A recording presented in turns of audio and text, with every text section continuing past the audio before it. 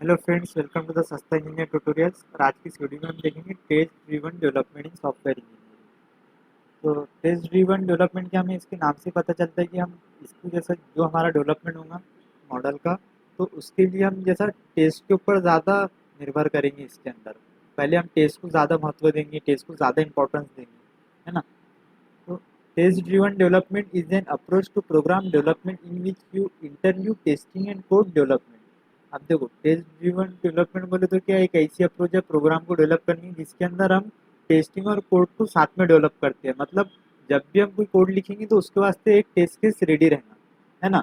तो इसके वजह से जो कोडिंग और टेस्टिंग मतलब डेवलपमेंट फेज के साथ हम टेस्टिंग करेंगे इसके अंदर, तो इसको हम क्या बोलेंगे, test driven development.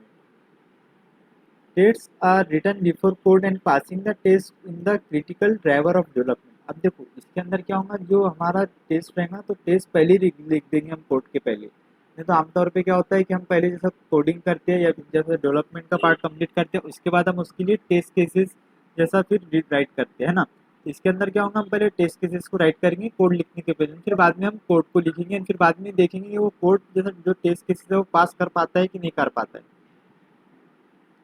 The code is developed incrementally along with the test for the increment. You don't move on to the next increment until the code that you have developed passes its test।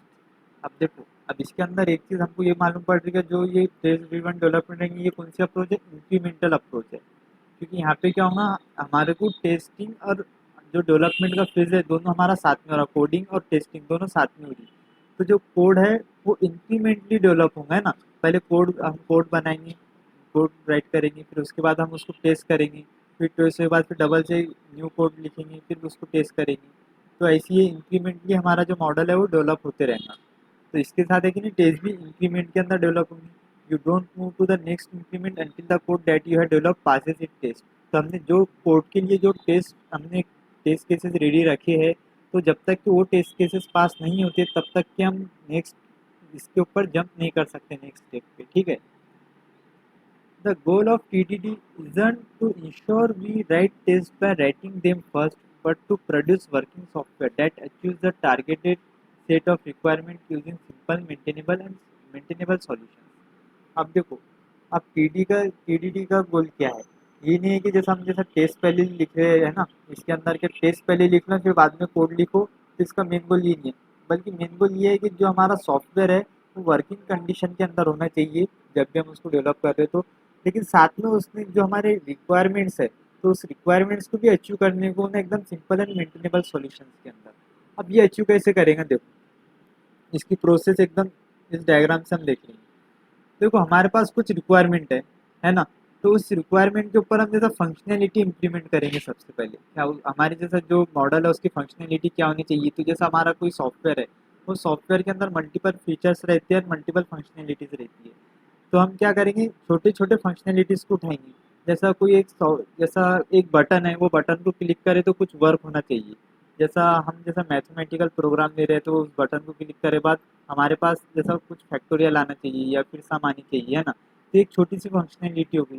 तो हम उस छोटी सी functionality को उठा के पहले उसके ऊपर एक टेस्ट केसेस लगा देंगे। जैसा डिवीजन का कोड है, अब डिवीजन के कोड के वास्ते हम टेस्ट केसेस लगा देंगे, भाई जीरो से डिवाइड नहीं होने को ना। अब हमने कोड तो किए नहीं, लेकिन टेस्ट केस पहले से लिख लिए उसके लिए।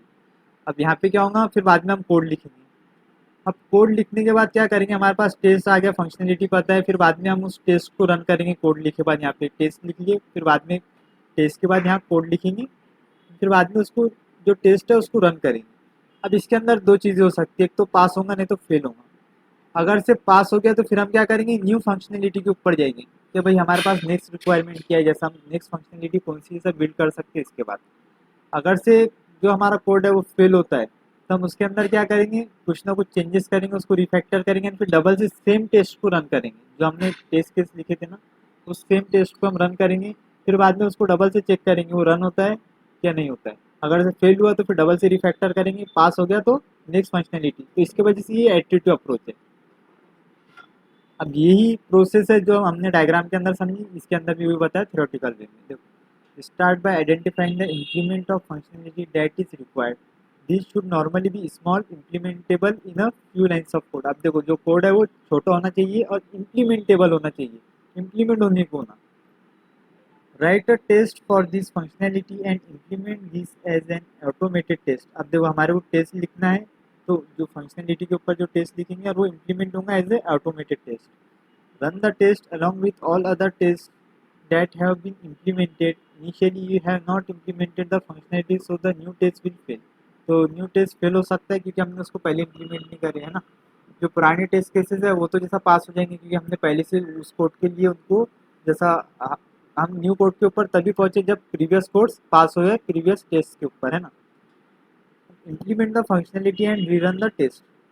Once all tests run successfully, you move on to the implementing the next chunk of functionality. तो जब पूरे जैसा टेस्ट केसेस पास हो जाएंगे तो तभी हम जैसा न्यू फंक्शनैलिटी के ऊपर जाएंगे। अब देखो इसके बेनिफिट्स क्या क्या है। अगर से हम टीडीडी अप्रोच यूज़ करते हैं तो इसके कुछ हमें बेनिफिट्स मिलते हैं। अब इसके बेनिफिट्स क्या है देखो। पहला तो code coverage. Every code segment that you write has at least one associated test, so all code written has at least one test. अब देखो हम पहले से हमारे पास जैसा हम ये एटीट्यूड में हमारी कोडिंग और टेस्टिंग दोनों साथ में हो रही है, तो जो भी हम कोड लिखेंगे उसका at least one test case ready रहेगा हमारे पास, और वो एटलीस्ट वन बार भी तो टेस्ट हो चुका होगा, है ना। अगर जैसा कि हमने एग्जांपल लिया डिवीज़न का, तो डिवीज़न के पास हमारे पास ऑलरेडी एक टेस्ट केस है डिवाइड बाय ज़ीरो। फिर बाद में हमने उसको पास, वो जब तक के पास नहीं होता तब तक के हम न्यू फंक्शनैलिटी पे जाएंगे नहीं।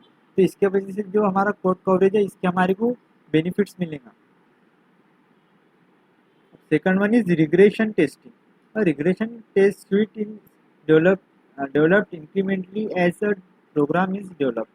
अब देखो अब क्या होगा इसके अंदर, क्या जो हमारी टेस्टिंग है वो भी जैसा जैसा जैसा हमारा प्रोग्राम डेवलप होगा वैसे वैसे हमारी टेस्टिंग भी होती रहेंगी, क्योंकि हमारे पास हम कोडिंग तो कैसे एटीट्यूड अप्रोच के अंदर यूज़ करें, साथ में जैसा जो टेस्टिंग है टेस्टिंग भी मल्टीपल टाइम्स होंगी। जितने बार हमारा कोड होगा उससे उतनी बार या फिर उससे उससे ज़्यादा बार हमारी टेस्टिंग होगी, क्योंकि कोड फेल भी तो हो सकता है ना।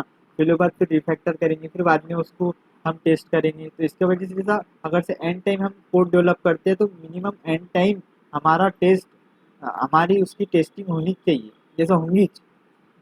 सिंप्लीफाइड डिबगिंग लास्ट वाला। When a test fails, it should be obvious where the problem lies. The newly written code needs to be checked and modified. अब देखो अगर से कहीं पे टेस्ट केसेस फेल होते हैं तो हमें पता रहेगा इसके अंदर डेवलपमेंट फेज के अंदर ही कि अभी जो गड़बड़ है वो कहाँ पर है, कहाँ पे प्रॉब्लम है, रूट कॉज कहाँ पे है। क्योंकि प्रॉब्लम वहीं पर रहेंगी कहाँ पे, जब हम न्यू कोड को इम्प्लीमेंट करेंगे, क्योंकि प्रीवियस कोड तो ऑलरेडी टेस्ट हो चुकी है तो उनके अंदर जैसा कोई हमारे को जैसा आ ही नहीं सकती प्रॉब्लम, है ना। तो इसका ये भी एक जैसा हमारे को बेनिफिट मिलेगा, ठीक है।